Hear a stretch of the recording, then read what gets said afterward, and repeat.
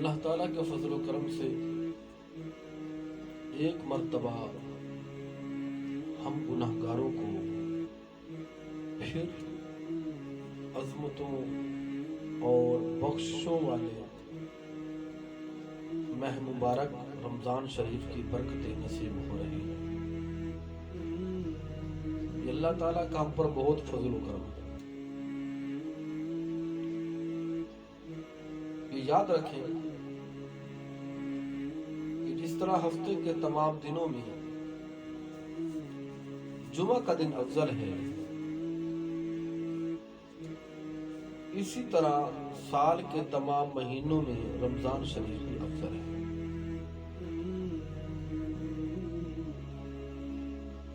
اور اس کے کل 4 نام ہیں۔ پہلا نام ہے ماہ رمضان۔ رمضان کا معنی ہے جلانے والا، اور ماہ رمضان کا معنی ہے جلانے والا مہینہ۔ یوں سمجھیے کہ جس طرح آگ میں زنگ آلود لوہا ڈالنے سے لوہے کے زنگ کو آگ جلا کر راکھ کر دیتی ہے اور لوہے کو صاف و شفاف بنا دیتی ہے، ایسے ہی یہ ماہ مبارکہ روزہ دار کے گناہوں کی آلودگی اور زنگ کو دور فرما کر گناہوں سے ایسے پاک کر دیتا ہے کہ جیسا آج ہی دنیا میں وہ تشریف لے آیا ہو۔ میرے نبی صلی اللہ تعالی علیہ وسلم کی حدیث مبارکہ ہے، آقا کریم علیہ السلام فرماتے ہیں من صام رمضان ایمانا و احتسابا، کہ جو شخص ایمان کے ساتھ اور اخلاص کے ساتھ رمضان شریف کا روزہ رکھتا ہے، غفر له ما تقدم من ذنبه، اس کے گزشتہ سارے گناہوں کو اللہ تعالیٰ معاف فرما دیتا ہے۔ اور کل بروز قیامت رمضان شریف سے یہ کہا جائے گا کہ جس بندے نے دنیا میں رہ کر تیرے حق کو پہچانا اور تیرے آداب کو بجا لایا، اس کے ہاتھ کو پکڑ لے اور رب کی بارگاہ میں حاضر ہو جائے، تو ماہ رمضان اس بندے کے ہاتھ کو پکڑ لے گا جس نے دنیا میں رہ کر رمضان شریف کے حق کو پہچانا ہوگا، آداب کو بجا لایا ہوگا، اس کے ہاتھ کو رمضان شریف پکڑ کر اللہ رب العزت کے سامنے کھڑا ہو جائے گا، اور اللہ رب العزت رمضان شریف سے فرمائے گا کہ تو کیا چاہتا ہے؟ تو رمضان شریف عرض کرے گا، یا رب العالمین، جس بندے نے دنیا میں رہ کر میری عزت کو پہچانا ہے، آج اس بندے کو عزت کا تاج عطا فرما دے۔ تو اللہ رب العزت رمضان شریف کی سفارش کو اس کے حق میں قبول فرما کر کل بروز قیامت عزت کا تاج عطا فرما دے گا۔ اللہ اکبر کبیرہ۔ رمضان شریف کا دوسرا نام ہے ماہ صبر، جس کا معنی ہے صبر والا مہینہ۔ اور صبر کی تعریف یہ ہے کہ کسی خوشی، مصیبت، غم اور پریشانی وغیرہ کے وقت اپنے آپ کو قابو میں رکھنا اور اللہ عز و جل اور اس کے پیارے رسول صلی اللہ تعالی علیہ وآلہ وسلم کی قائم کردہ حدود میں رہنا۔ یہ حقیقت ہے، یہ ماہ مبارکہ نیکیوں کا مہینہ ہے، لیکن یہ بھی حقیقت ہے کہ کوئی نیکی بغیر صبر کے ممکن ہی نہیں۔ کیوں؟ اس لیے کہ جس اچھے کام میں بے صبری کا مظاہرہ کیا جائے اس کام کو اچھا نہیں کہا جاتا، بلکہ اچھا کام تو وہی ہوتا ہے جس میں صبر کے دامن کو بھی مضبوطی سے تھاما جائے۔ اب ایک بندہ صبح صادق سے لے کر مغرب تک روزے کی حالت میں رہتا ہے، ظاہر ہے اس کو بھوک بھی محسوس ہوگی، پیاس کی شدت بھی محسوس ہوگی، اعلیٰ قسم کے لذیذ کھانے بھی اس کے سامنے آتے ہوں گے، اعلیٰ قسم کے مشروبات بھی اس کے سامنے آتے ہوں گے، لیکن وہ اعلیٰ قسم کے کھانوں کی طرف متوجہ نہیں ہوتا، اعلیٰ قسم کے مشروبات کی طرف متوجہ نہیں ہوتا، گرچہ بھوک اور پیاس سے اس کا جسم کمزور اور لاغر نظر آتا ہے، زبان خشک ہو جاتی ہے، لب خشک ہو جاتے ہیں، زبان لڑکھڑا جاتی ہے، اعلیٰ قسم کے مشروبات بھی سامنے ہیں، اعلیٰ قسم کے کھانے بھی سامنے ہیں، لیکن صبر کے دامن کو تھام کر اور اللہ رب العزت اور اس کے پیارے محبوب صلی اللہ علیہ وسلم کی قائم کردہ حدود کو سامنے رکھ کر وہ سارا دن بھوک اور پیاس کو برداشت کر کے اللہ تعالیٰ کی عبادت کر کے ذکر و اذکار کر کے تلاوت کر کے سارا دن بسر کرتا ہے، اور صبر کے دامن کو تھام کر یہ بتا دیتا ہے کہ یہ ماہ مبارکہ صبر کا مہینہ ہے، اور میرے نبی علیہ السلام نے فرمایا ہے کہ صبر کی جزا جنت ہے۔ اسی طرح اس ماہ مبارکہ کا ایک نام ماہ مواسات بھی ہے، ماہ مواسات بھی ہے، جس کا معنی ہے ہمدردی اور غمخواری۔ ہمدردی کسے کہتے ہیں؟ غمخواری کس چیز کا نام ہے؟ حضرت سیدنا بشر حافی رحمت اللہ تعالی علیہ سردیوں کے موسم میں سردی سے کانپ رہے ہیں، اور آپ کے پاس سردی کا موٹا لباس بھی موجود ہے، لیکن اس کو زیب تن نہیں فرماتے، وہ پڑا ہوا ہے، لیکن سردی کی وجہ سے کانپ رہے ہیں۔ تو کسی نے آپ سے پوچھا حضور کیا وجہ ہے، جبکہ سردی کا لباس بھی موجود ہے پھر بھی آپ نہیں پہنتے اور سردی سے کانپے جا رہے ہیں؟ حضور اس لباس کو زیب تن فرمائیے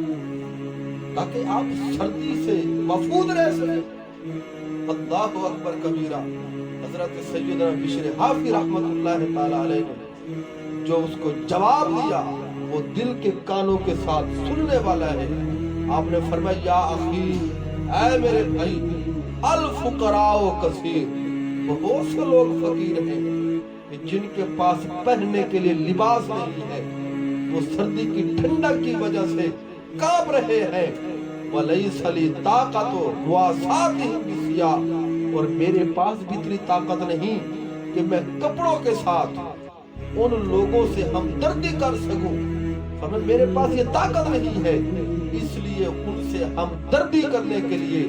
میں نے اس سردی کی ٹھنڈا کو برداشت کیا ہے اور کانپ رہا ہوں تاکہ ان کے ساتھ میری ہمدردی کا اظہار ہو جائے۔ اور میرے نبی صلی اللہ تعالی علیہ وآلہ وسلم نے اس ماہ مبارک کو ماہ مواسات فرمایا کہ یہ ہمدردی کا مہینہ ہے۔ جب ایک بندہ صبح و صادق سے لے کر مغرب تک سارا دن روزہ میں گزارتا ہے، بھوک اور پیاس کی شدت اس کو محسوس ہوتی ہے، اس وقت اس کو یہ قدر ہوتی ہے کہ بھوک کیا ہے اور پیاس کیا ہے، اس وقت یہ ہمدردی کا دیپ اس کے دل میں جلتا ہے کہ میں تو صبح صادق سے لے کر مغرب تک کھانے اور پینے سے دور رہ کر بھوک اور پیاس کو برداشت کر کے اتنا نڈھال ہو چکا ہوں، اتنا کمزور ہو چکا ہوں اور وہ لوگ جن بیچاروں کو کھانے کے لیے روٹی کا لقمہ نہیں ملتا، جو لوگ بھوک کی وجہ سے بل بلا رہے ہیں، اور جن لوگوں کو پہننے کے لیے کپڑا نہیں ملتا، جن لوگوں کو پینے کے لیے صاف و شفاف پانی نہیں ملتا، اللہ اکبر کبیرہ، وہ لوگ اپنی زندگی کس طرح گزارتے ہوں گے؟ یہ دل میں ہمدردی پیدا ہوتی ہے، یہ دل میں درد پیدا ہوتا ہے، یہ دل میں غمخاری پیدا ہوتی ہے کہ ہم تو تھوڑی دیر کے لیے، چند گھنٹوں کے لیے کھانے اور پینے سے دور رہے تو ہمیں بھوک اور پیاس نے کتنا تڑپا دیا، اور جن لوگوں کو زندگی بھر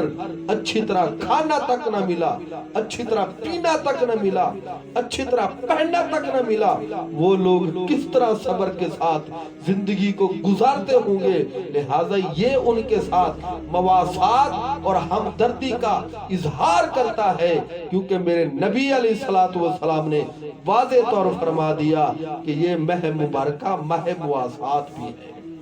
یعنی ہمدردی کا مہینہ بھی ہے، غمخاری کا مہینہ بھی ہے، اور اس کا چوتھا نام ہے ماہ وسعت رزق، یعنی رزق کی فراوانی کا مہینہ۔ اب رزق کی دو قسمیں ہیں، ایک رزق حسی ہے اور ایک رزق معنوی ہے، ایک ظاہری رزق ہے، ایک باطنی رزق ہے۔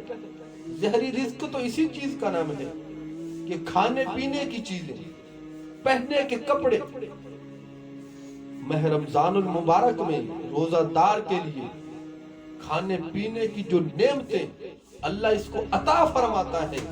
وہ تو اپنی مثال آپ ہے کہ دیگر مہینوں میں جو نہیں ملتا، ماہ رمضان المبارک میں اللہ رب العزت روزہ دار کو وہ بھی عطا فرما دیتا ہے۔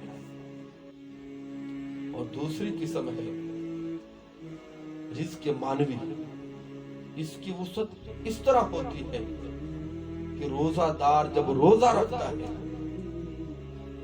ماہ رمضان المبارک میں، اس کے باطنی رزق کی وسعت اس طرح ہوتی ہے کہ اس کے دل کا میل کچیل ختم ہو جاتا ہے، آنکھوں میں ایمان کا نور نظر آتا ہے، چہرے پہ ایمان کا نور نظر آتا ہے، اور دل آئینہ شفاف بن کر، صاف و شفاف ہو کر محبوب کے جلووں کی تجلی برداشت کرنے کی قابلیت حاصل کر لیتا ہے۔ پھر یہی قلب، یہی دل مقام عشق کی اس بلندی پہ پہنچتا ہے کہ جس دل کے متعلق حدیث قدسی میں فرمایا گیا، لا یسعنی فی الارض ولا سمائی ولکن یسعنی فی قلب عبد المومن، کہ میرا رب فرماتا ہے زمین و آسمانوں پہ میں نہیں سماتا، میں مومن بندہ کے دل میں سماتا ہوں۔ پھر اس قلب کو یہ مقام ملتا ہے کہ قلب المؤمن عرش اللہ، کہ یہ دل مومن کا رب کا عرش بن جاتا ہے۔ سلطان صاحب نے ایسے تو نہیں فرمایا دل دریا سمندروں ڈوکھے کون دلاں دیا جانے، وچے بیڑے وچے چھیڑے وچے بنج مہانے، 14 طبق دل دے اندر تمبو وانگو تانے، دل دا محرم ہووے باہو تانیوں رب نو پچھانے۔ پھر دل سے میل کچیل ختم ہوتے ہیں، یہ محبوب کے جلووں کو برداشت کرنے کی قابلیت رکھتا ہے۔ تو جو ظاہری رزق ہے وہ بھی وسعت والا، جو باطنی رزق ہے وہ بھی وسعت والا۔ پھر اس ماہ مبارکہ میں اللہ کی رحمتوں کا چھماچھم برسنا کہ فتحت ابواب السماء، آسمانوں کے دروازے کھول دیے گئے، فتحت ابواب الجنت، جنت کے دروازوں کو کھول دیا گیا، فتحت ابواب الرحمت، رحمت کے دروازوں کو کھول دیا گیا، جہنم کے دروازوں کو بند کر دیا گیا، شیاطین کو قید کر لیا گیا۔ تو ہمیں چاہیے کہ جس مہینے کی اتنی عظمت ہے، اس ماہ مبارکہ میں بھی ہم اللہ کے در سے دور رہیں۔ تو یہ شومیہ قسمت ہے بلکہ ہمارا یہ حق بنتا ہے اس ماہ مبارکہ کے آداب کو بجا لاتے ہوئے رب العالمین کی بارگاہ میں جبین نیاد جھکائیں، گناہوں سے توبہ کریں اور اللہ کو راضی کریں، اور رمضان شریف کے آداب کو بجا لا کر دنیا میں بھی کامیابی کامرانی حاصل کریں، قبر و حشر میں بھی کامیابی اور کامرانی حاصل کریں۔ اللہ